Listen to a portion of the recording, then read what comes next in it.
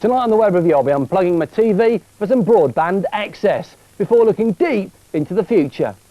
And I'll be meeting up with Major Tom in a cyberspace oddity before indulging myself in some full-on fashion.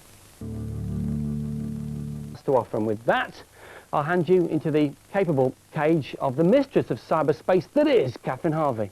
Down, boy. Now, first up on tonight's show, David Bowie was totally wired in the 70s, and you know what? He still is. But this time it's an electronic high rather than a chemical one.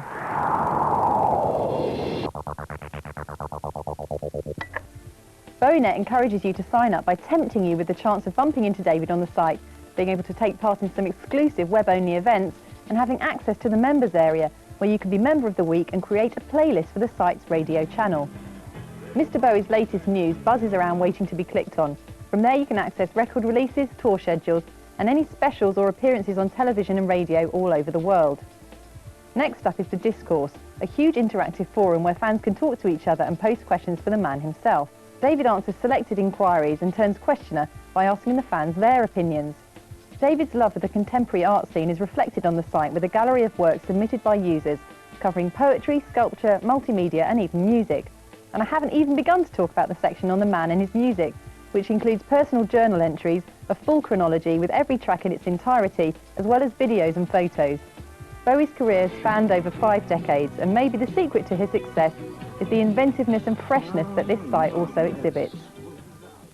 So this is a bit of a rhetorical question, but is this site an excuse for him to sell his back catalogue, or is it another example of Bowie kind of reinventing himself? I think it's both, to be honest, and I think we'll probably have differences of opinion here, because while I do think it represents a phenomenal web experience, especially for Bowie fans, but for anyone who's got a passing interest in the man, it also does sell to you at every turn. That's my only complaint. See, I just didn't get that kind of massive selling thing. I didn't get that impression. What really just struck me was how much of himself he's giving in this site. And I've looked at a lot of music sites, and you may get the pop star coming on at various points and doing things, but this just felt like he really cared about not only what the content was, but the people that were actually using it. So the fans just must be getting so much back from him from this site. I agree that the sort of forum at the centre of this site is really what it's about, yeah. Which is saying a lot, because there's a whole lot else. There's all the streaming, the fact that you can get virtually any track from any album,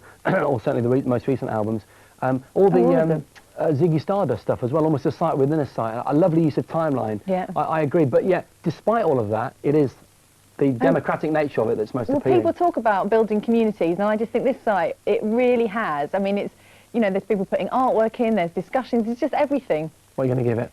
Well, it's got to be just for the personal touch, that real sense of community, and the fact it's one of the best music sites I've looked at, 10 out of 10. Inside